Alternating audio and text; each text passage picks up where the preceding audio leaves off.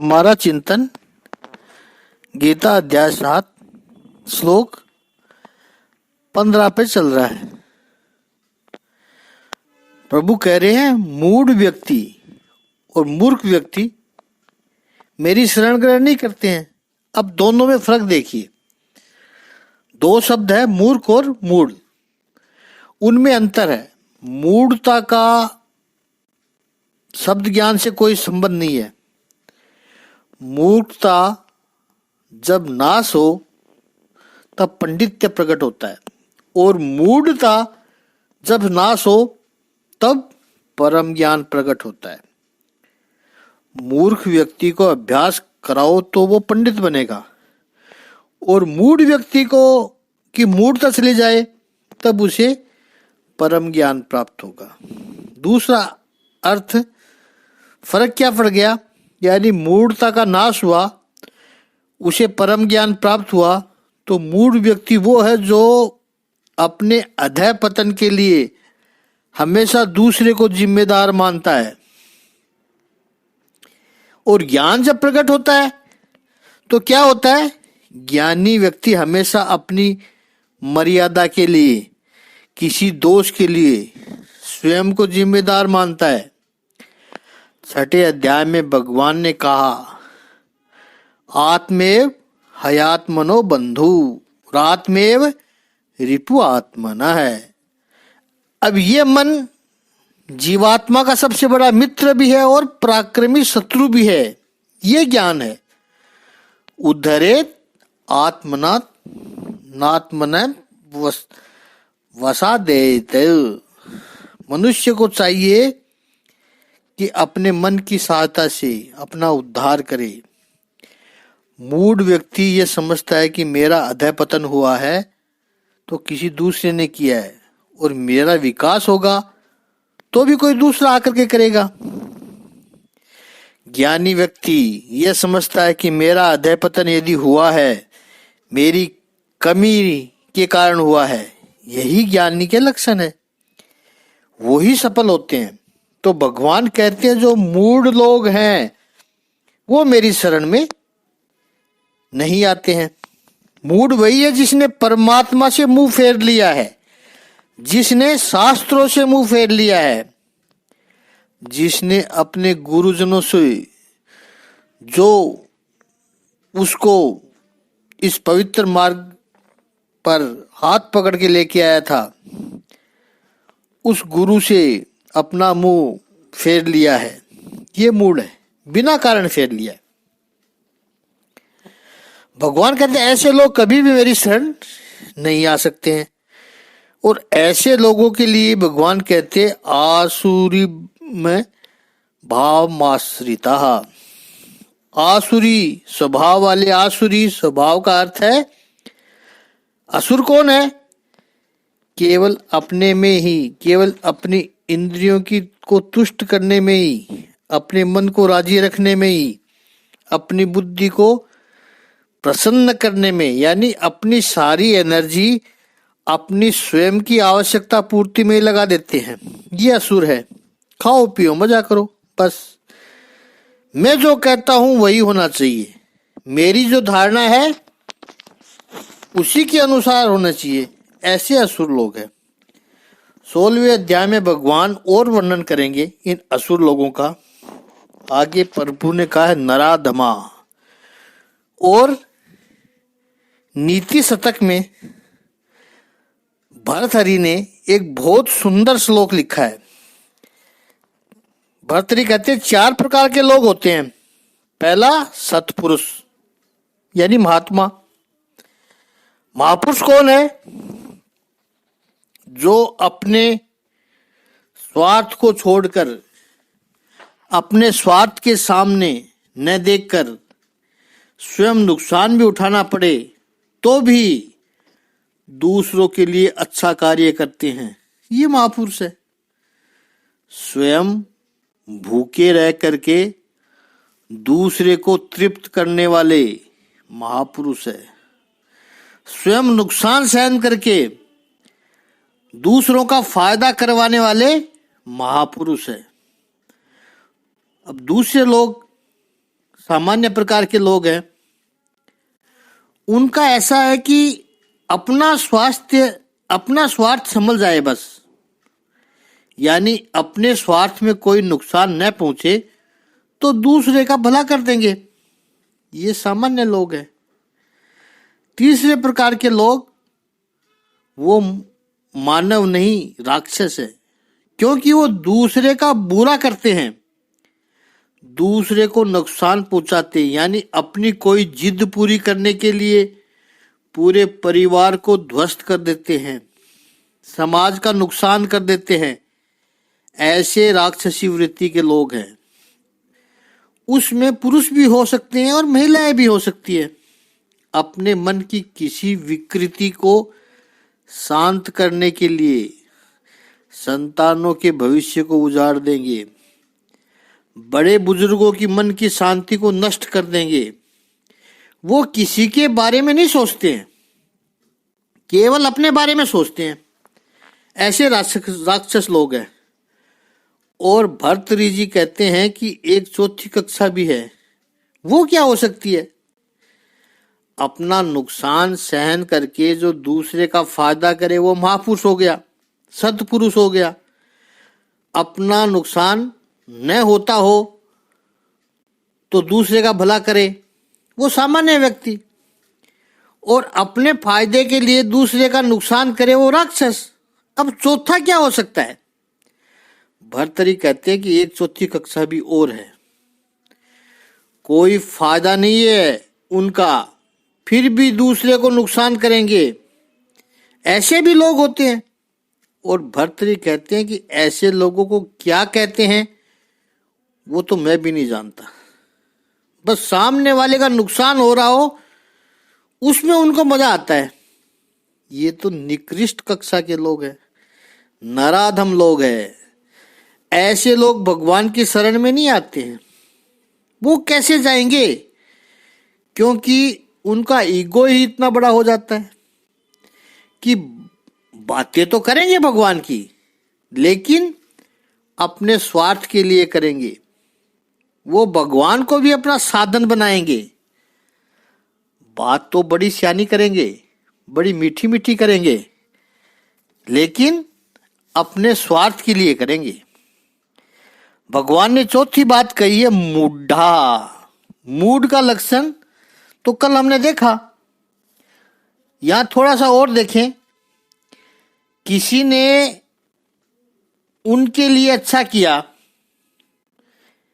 या कोई व्यक्ति समाज के लिए अच्छा कर रहा होगा, राष्ट्र के लिए अच्छा कर रहा होगा, दे कैन नॉट एप्रिशिएट। ये मूढ़ता है। किसी की अच्छाई को, किसी की भलाई को, किसी के सत्कर्मों को, किसी के ज्ञान को, किसी की समझदारी को और किसी के विकास को जो समझ ही न पाए और उसको एप्रिशिएट न करना, यह मूढ़ता है। व्यापार व्यवसाय में भी सही है।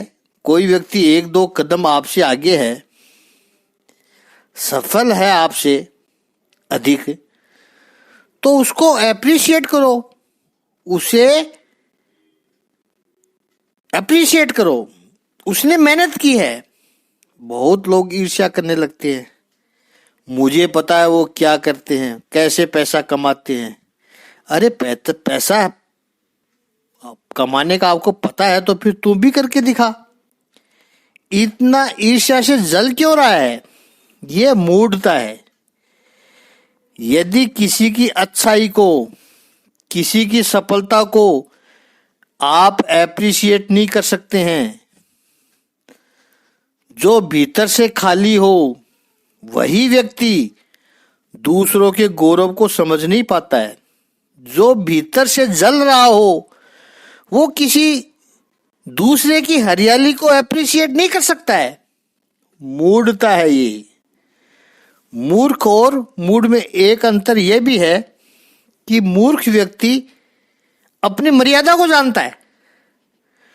मूढ़ व्यक्ति को तो यह भी नहीं पता है कि मैं क्या नहीं जानता, क्योंकि मूढ़ व्यक्ति को बस यही लगता है कि मैं जो समझता हूं, मैं जो जानता हूं, वही सही है, वही संपूर्ण है।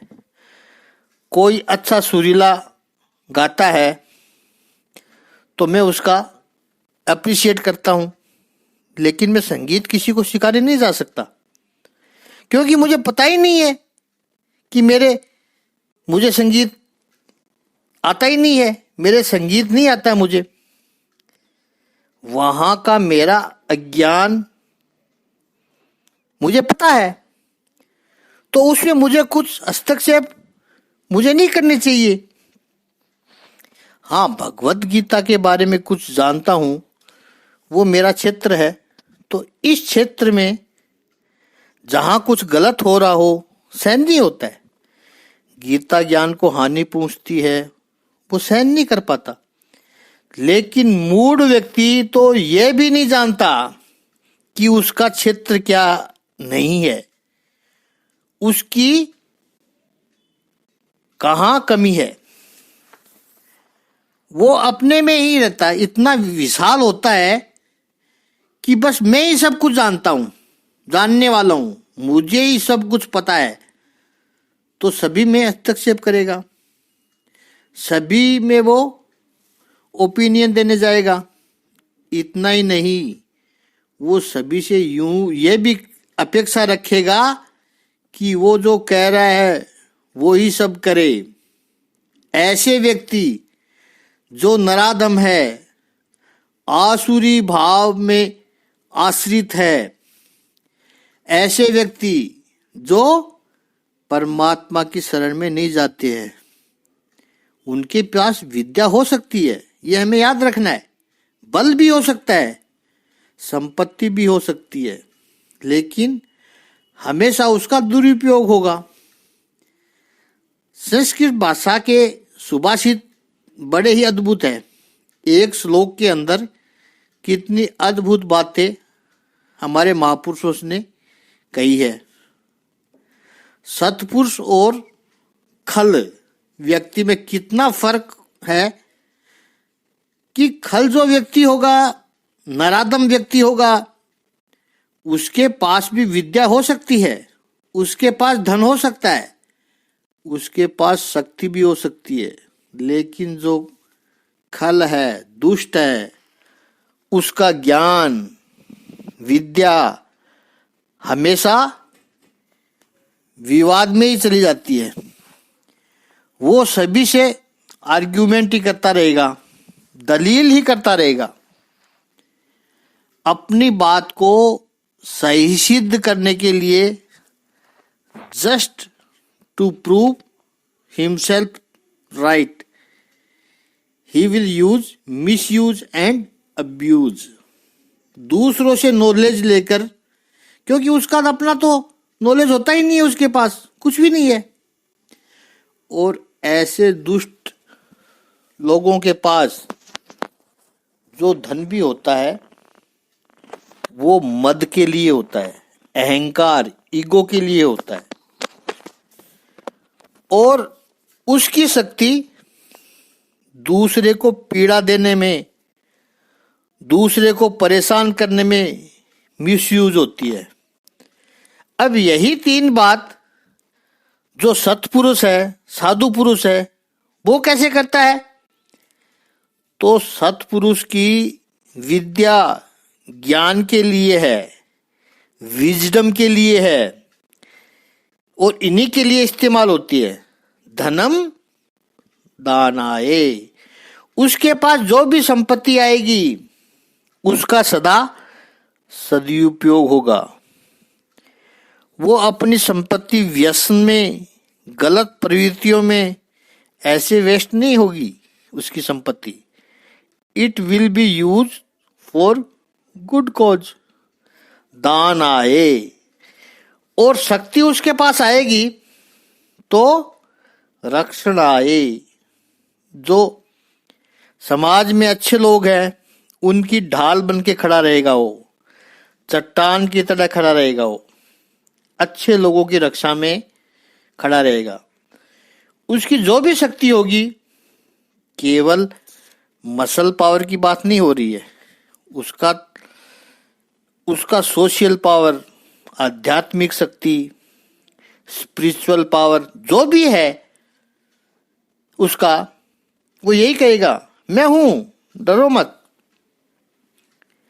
मेरी वजह से तुम्हें कोई नुकसान नहीं होगा। वह महापुरुष की निशानी है, यह सत्पुरुष की निशानी है। तो यहां भगवान कहते हैं कि ऐसे जो मूड लोग हैं वो मिली हुई शक्ति को भी गलत मार्ग पर केवल अपना ही स्वार्थ को पूरा करने के लिए इस्तेमाल करते हैं। इसलिए भगवान ने इनको बुरा कहा है, आसुरी लोग कहा है। 15वें श्लोक में जो नराधम लोग हैं इनकी बात प्रभु ने की है। अब 16वें श्लोक में प्रभु ने जो नराधम नहीं है, जो नरोत्तम है, उनकी बात करते हैं। संस्कृत भाषा का सौंदर्य देखिए आप। नराधम यानी नीच, नरोत्तम यानी ऊपर के लोग, श्रेष्ठ लोग, वो श्रेष्ठ लोग हैं। उनकी बात प्रभु अगले 16वें श्लोक में करते हैं। तो 7वें अध्याय का 16वां श्लोक का एक एक चरण हम लेते हैं। चतुर्विद्या भजन्ते माम जनाः सुकृतिनोऽर्जुन है, आर्तो जिज्ञासुरर्थार्थी ज्ञानी च भरतर्षभ। चतुर्विद्या भजन्ते माम जनाः सुकृतिन अर्जुन। आर्त है जिज्ञासु, अर्थार्थी और ज्ञानी, च भरत ऋषभ।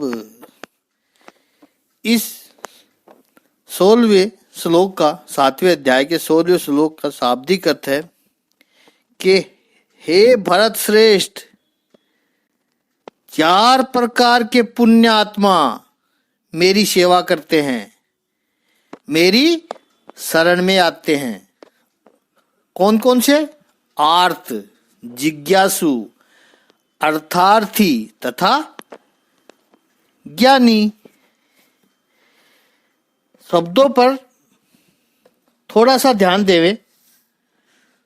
15वें श्लोक में जो प्रभु ने वर्णन किया, मूढ़, नराधम, ऐसे लोग, और उससे पहले कहा था दुष्कृति नाम, दुष्कर्म करने वाले, बुरे कर्म करने वाले लोग। और यहां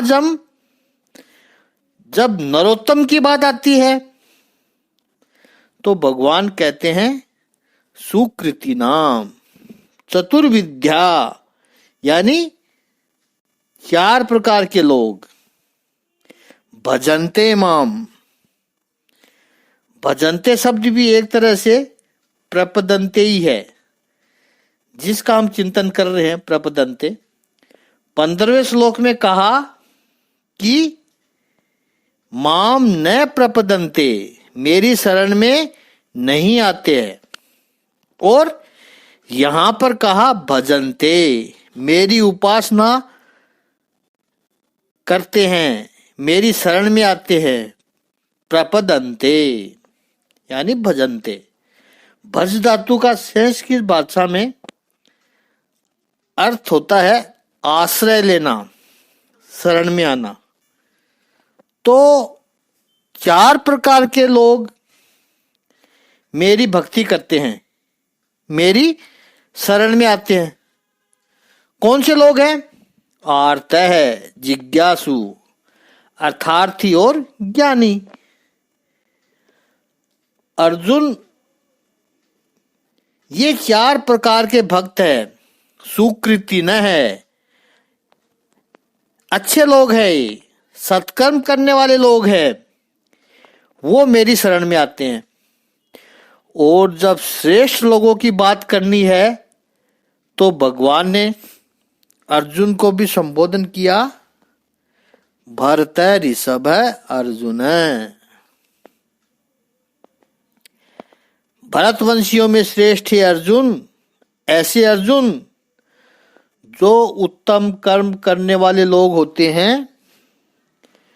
वो ये 4 प्रकार के लोग हैं, आर्थ, जिज्ञासु, अर्थार्थी और ज्ञानी। तो भक्त 4 प्रकार के होते हैं। सुकृतिजन जो होते हैं, पुण्यशाली लोग जो होते हैं, पूर्व जन्म के संस्कार लेकर आए हैं और इस जन्म में अपनी उपलब्धि का मार्ग छोड़ते नहीं है, उन्नति का मार्ग छोड़ते नहीं है, उसी मार्ग पर पुरुषार्थ चालू रखते हैं। इस पर आगे का चिंतन हम कल करेंगे। ओम श्री सच्चिदानंद भगवान की जय। ओम श्री आनंद कंद भगवान की जय।